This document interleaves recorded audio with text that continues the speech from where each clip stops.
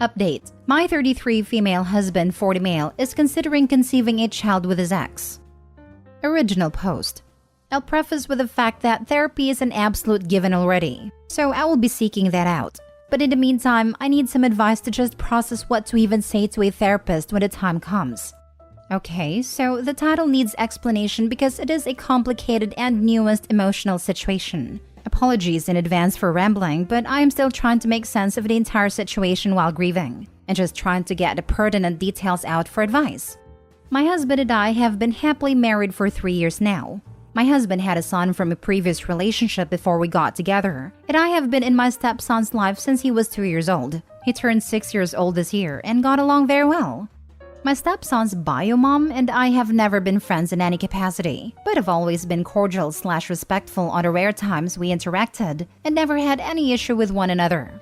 My husband and bio mom are similarly cordial/respectful and communicative around their son's needs, but not really friends beyond that. We pretty much adhered to a parallel parenting style and it worked fine. 4 weeks ago, my stepson tragically and very suddenly died from an infection. It has been just absolutely devastating for everyone. The ex is especially just wrecked. Her son was literally her entire life and purpose as a stay-at-home single mom. My grief cannot compare to the level I know she feels, and I do have compassion for that. My husband is, of course, also exceptionally distraught, and I've been doing my best to be understanding in how they both need to grieve as parents. 2 days ago, my husband said he had something he needed to discuss with me. He explained that his ex approached him with a request. She asked my husband to be her sperm donor for IUI/IVF as she desperately wants to be a mom again and wants to conceive a child with the same partner that her son had. He basically made it clear it is something he is willing, even wanting to do, but knows he needs to understand how I feel about it. Well, I don't know how exactly to communicate what I feel about it at this point, but the feelings are not good ones. I told him I needed some time to process this. My husband and I have been trying to have a child for our own for the past few months, so this is even more personally difficult for me to take in. I think I already know that I am not okay with my husband having another child with his ex, but I am thinking of suggesting we offer her financial support to seek out alternative fertility options that do not involve my husband's sperm. And quite honestly, do not involve 18 years of co-parenting. I'm actually not even sure what the ex and my husband are thinking regarding that in this scenario.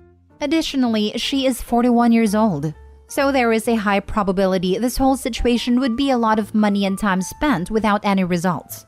Overall, I think I'm just in shock here. I feel disrespected and angry, but I also understand it's not really just about me here, and that both of them are struggling to cope with this unimaginable grief. I would just appreciate some level advice from people outside the situation, specifically advice on how I should convey that I am not on board with this, without making it a point of contention. Now for the top advice before reading the updates. Yeah, this is a big no. There are so many emotions here, and during times of grief, they might not be thinking rationally. But having another child to replace one you all lost is not the answer here. I think the first step is couples counseling with your husband, where you state that you aren't comfortable with him fathering a child with another woman while you are undergoing your own journey together. Best leave the bit about age/viability out and that you think it would impact your marriage. Then the intricacies of co-parenting said child would also make you uncomfortable. It's terrible that you are all going through this, and I hope that you can heal in a healthy way. I think most doctors would insist on counseling first before allowing this due to the circumstances, even if OP had been okay. There are rules, and trying to replace a child ticks boxes. Oh no. No, no, no, no, no. I'm so sorry for this loss for everyone involved. Your husband and his ex need major therapy. This loss is too fresh and raw to be thinking about this kind of decision. If all she wanted was to be a parent, there are a myriad of ways she could do that. It sounds more like she's trying to recreate or replace the child she lost. That's a recipe for disaster for any child's emotional and mental health. This would be an absolutely not. Bad idea for everyone. Literally everyone. Therapy. What an immense burden to put on that hypothetical child too. Can you imagine? Mom wants to basically try and clone her deceased son. But what if the replacement baby turns out to be female? Or doesn't look like the late brother enough? Or has a totally different personality? I can just picture the kid having to hear daily, "Your brother would never have done that. Your brother never behaved this way," etc. It's like when parents of a medically fragile child decide to have another one to use for spare parts. Edit. Thank you so much already for the responses. I feel like this is happening to someone else. It is such a shocking and emotional wave after wave, very difficult to process and think totally rationally. I honestly consider understanding and compassion to be personal strengths of mine, so I appreciate the replies acknowledging that I am not betraying that by being a firm no on facilitating the situation. I would just add that I am fortunate to be financially stable independently, and my husband and I had already set aside a fairly significant sum specifically for child support, so even had the specific scenario not arisen, I feel obligated to offer some, if not all, of that to the ex-wife since it was always intended to go to her and son. Anyway, I will keep reading through replies. Thank you again. And at this point, plan to speak with my husband this evening about feeling it is inappropriate to consider this now, and dealing with his grief first and foremost with professional help. Now for the first update. Thank you again to the blunt takes in my situation. Days are still mostly a blur right now, and writing out my issue and reading through the straightforward advice did help ground me a bit. I went ahead and took action on something I could control, reaching out to my therapist and got a reference for a couples counselor who is specifically experienced in dealing with grief around child loss. I was thankfully able to get us fit in for an appointment this week. After I returned home from work last night, my husband came into our room and immediately started sobbing and apologizing. He had spoken with his dad that day and told him what the ex had proposed. My father-in-law, bless him, had apparently really went off on the delusion of it.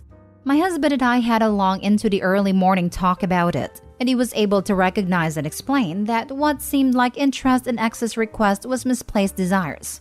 He explained that he's been so focused and excited about the prospect of planning for a child with me for the last 4 months, and envisioned life as a father of 2, and it felt confusing to still be feeling that while dealing with the devastation of losing a son.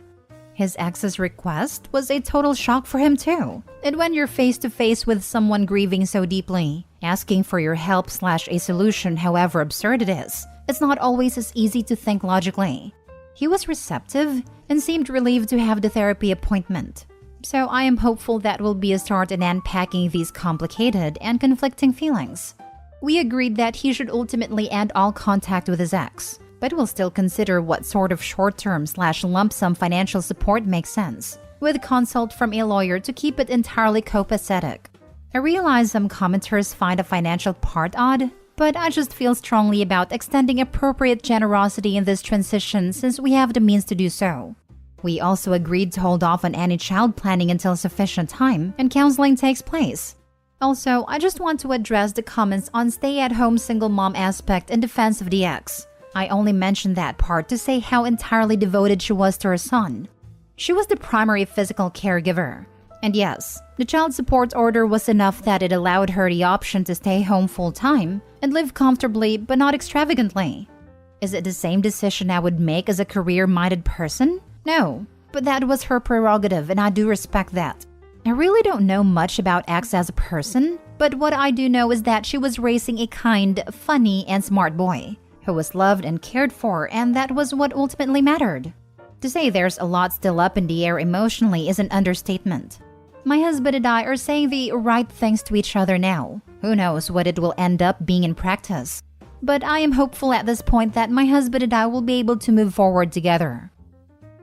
I am glad father-in-law was able to talk some sense into your husband. I am truly sorry for what you guys are facing. With respect to compensation, I admire you for your willingness to extend that to her even after what she had asked. I understand grief is a very powerful thing, but lines have been crossed nonetheless. Wish you luck, OP, and sorry for your loss. I worry the ex has become too reliant on the child support and doesn't believe she can provide for herself, or just plain doesn't want to do so, and that was a big part of her asking for another child from the same father, who has a good career and would provide ample child support. I don't agree with giving her any more compensation, but it's OP's money to waste. A good therapist can help put her in touch with the right resources to help her readjust. The lack of compassion I'm seeing in this and Opie's other thread for a parent who lost their child is astounding. And I can't help but think that the respondents are just young and haven't developed much emotional maturity. No parent should ever outlive their child. Hear me out. I'm prepared for downvotes. I think what the ex asked of is extremely inappropriate, and no way should your husband go through with it. However, she is grieving terribly as she lost her child. And the only other person who loved that child as much as her is your husband. So while I think that of course you shouldn't use his sperm for insemination, I don't think you both should cut contact with her. You co-parented with her. You shared love for this child. Maybe offer your support yet establish boundaries. Now for the last update.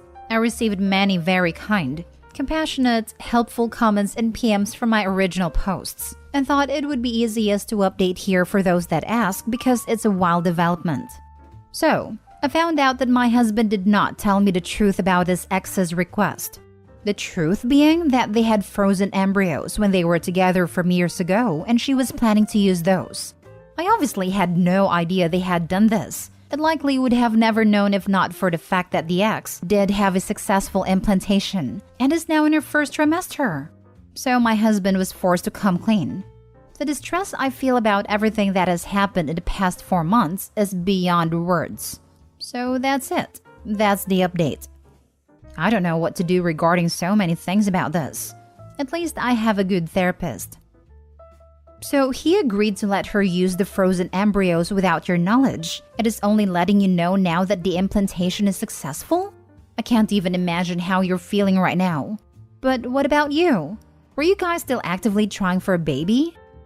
Yes, I'm now questioning a lot about what he relayed to me regarding his past and general communication with his ex. It seems like they maybe always had some kind of understanding that she could utilize the embryos when she wanted, regardless of my stepson's passing. I even think that weirdly, she thought I was aware of this or something. But yeah, we stopped trying after my stepson's passing. Of course, I can't imagine also being pregnant at this time, so I know that's for the best. But yeah, I honestly feel really embarrassed to be involved in this, like some kind of third wheel. I'm mad, and I'm really, really sad. And sad for their future child. Oh gosh, I'm really sorry to hear that. I was hoping it was done without his knowledge. I understand that the ex and your partner are grieving, but this is a big lifetime decision that your partner excluded you on. You went into the relationship knowing about your stepson and that was your choice to accept. But in this situation, it seems that you have been refused that. What does this decision mean for you and your husband? What does he have to say?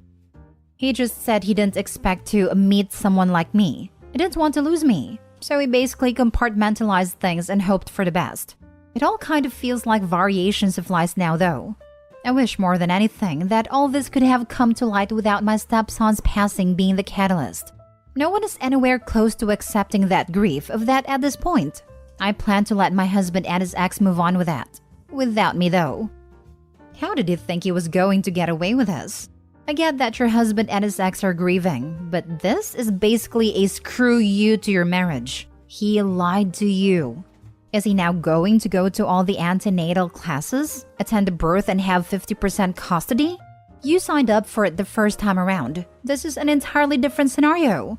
Has he now decided to start putting your own family on the back burner because he can't cope with 2 babies at once? I'm so indignant on your behalf. I honestly thought you had it sorted at your first update. The only way I think you could salvage your relationship at this point is if he signs his rights away as a sperm donor and is not on the baby's birth certificate. I'm mortified at how hopeful my previous post reads. I feel quite set in filing for divorce as soon as I can get myself out of bed. I'm not fit to be a stepmom or a wife anymore. Now for the last story. I, 30 male, and my wife, 26 female, are trying to figure out what to do about her parent, 50 male, unable to work. Hey y'all, my recently married wife and I are in a bit of a bind, and I'm just looking for a little perspective. Her dad has always been a bit eccentric, and ultimately an issue is that he lives off of social security and is not willing to pursue any kind of employment. He has always kind of floated place to place, declared bankruptcy when the cards got maxed, etc. to make it work. At this point, everyone but us and his family has effectively cut him off. His current situation is, His expenses are higher than his social security income, and he is heading to another bankruptcy. He is already having significant issues finding places to live and has stayed in some pretty sketchy areas. Unfortunately, I will tell you now that he will not take any action and is going to take no effort to course correct. He will just dodge bills, collections, etc. for as long as he can. My new wife wants him to move in with us so that way he can be taken care of, but I am a little hesitant. I do understand that aging parents and taking care of them is a thing in marriage, and maybe I am just selfish, but I am a bit frustrated with him. Again, he has more or less told her that it is her fault if he ends up homeless, and it is in our means to have him move in, but I feel he should take some kind of effort to resolve his own situation. He is the type that will never leave the house during the day, and while my wife says it will be temporary, I do not believe he would ever move out willingly down the line. Other people he moved in within his family had to take drastic legal action to evict him. I feel guilty for having these reservations, and I know I need to step up to do the right thing by my wife. If it was my parent, I would want her to help, but the situation seems frustrating. I wish there was another way to help him out, but he has been living this way for 10 plus years, and is unlikely to ever change. Now for the advice. Absolutely do not let him move in. He'll never leave, and his presence will destroy your marriage. He's only 50 and already on Social Security? Is he disabled? Perhaps you can help your wife research facilities where he could be placed. Help her help him. But again, do not let him stay with you, not even for one night. He is disabled to a degree due to arthritis, but he's still entirely fine to live on his own, go to appointments, etc. as a self-sufficient adult. He just chooses not to do anything to better his own situation and relies on someone to eventually bail him out. You know, if you allow him to move in, he will not leave. This will also hamper any bedroom time with your wife. Tough love may be the only way forward. You cannot help someone unwilling to help themselves. I think it will hamper our quality of life for sure. My biggest concern is my wife wants this, and I know morally it is the right thing to do. But it seems very unfair to be in this situation just because he doesn't want to change his situation.